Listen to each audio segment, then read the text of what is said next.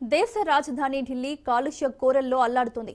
గత కొన్ని రోజులుగా రాజధాని నగరంలో కాలుష్యం ప్రమాదకర స్థాయిలో కొనసాగుతుంది.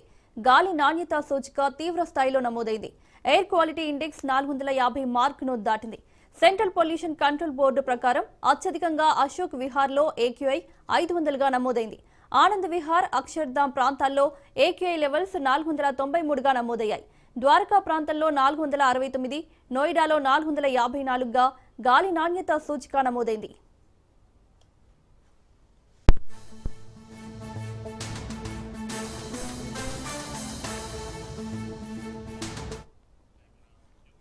రాత్రి ఉష్ణోగ్రతలు 8.2 డిగ్రీల సెల్సియస్ కు పడిపోయినట్లు భారత వాతావరణ శాఖ తెలిపింది.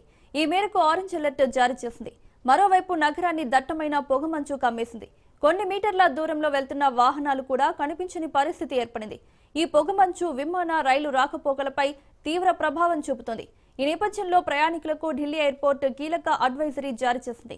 ప్రయాణికులు తమ విమాన స్టేటస్ ను ఎప్పటికప్పుడు చెక్ చేసుకోవాలని సూచించింది. దట్టమైన పొగమంచు కారణంగా ఉత్తర భారతంలో రైలు ప్రయాణాలపై తీవ్ర ప్రభావం పడింది.